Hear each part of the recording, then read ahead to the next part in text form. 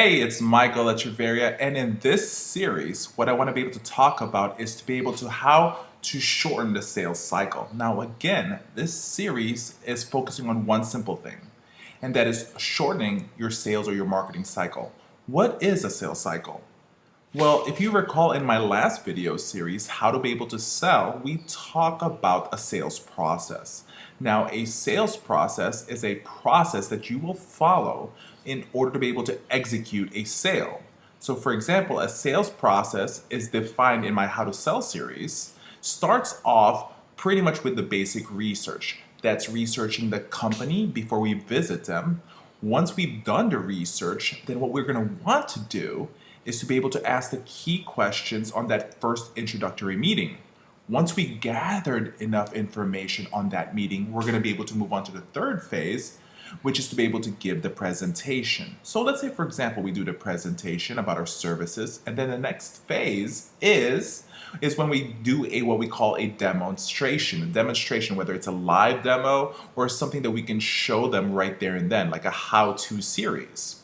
The next step is to be able to pretty much to get them to actually accept some type of field trial, for them to maybe start using our services for 24 hours, or maybe give us that first patient, or to be able to show them the idea that using us is the right thing to do. It's about if they can test that first product, it's going to make it more easier for them to start referring more patients to us, right? But in the end, no matter what, it's about closing the deal. Right? It's about really getting their commitment. Now, my question is, how long is your sales cycle?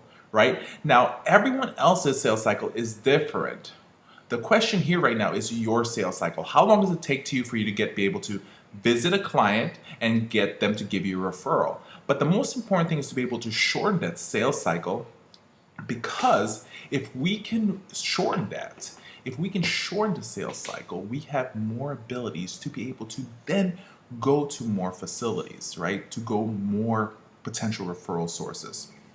And so that is where the key importance is. How do we get them to start referring patients to us?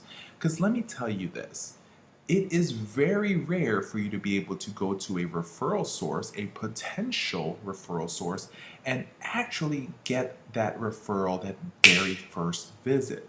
So the question is to be able to shorten that sales cycle to gain the trust a lot faster.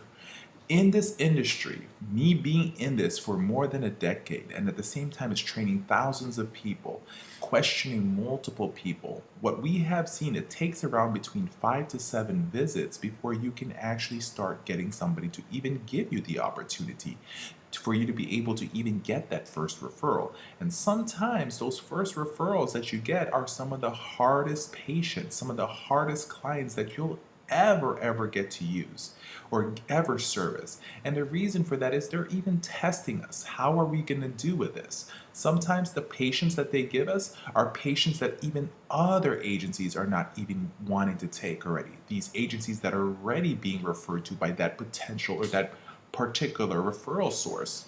So you guys have to understand the most important thing is to be able to have a sales process, and we discussed that in a previous series. But what we want to do, like I said, in this training series is to be able to shorten that sales cycle for you and to gain the trust even better so that you can begin to go to multiple locations.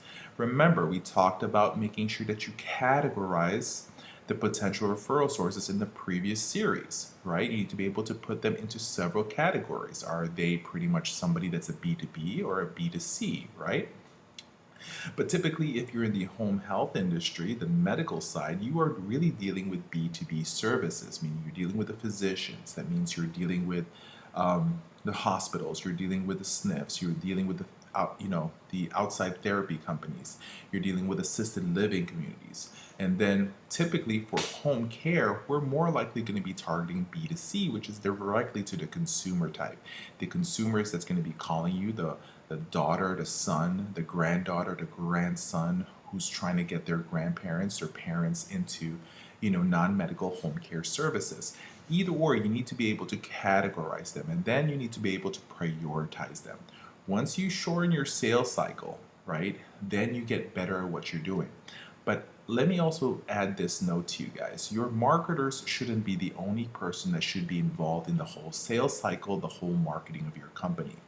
Everyone needs to be involved. In other series, the more advanced training that we do, we're going to start giving you guys techniques and ideas how the whole team in the company can be a part of the whole marketing process in order to be able to increase the chance that when your marketer opens up a case that the whole team can actually be part of the whole generation of a new or generating of a new referral source. So let's go ahead and get started in this training series on how to be able to shorten that sales cycle.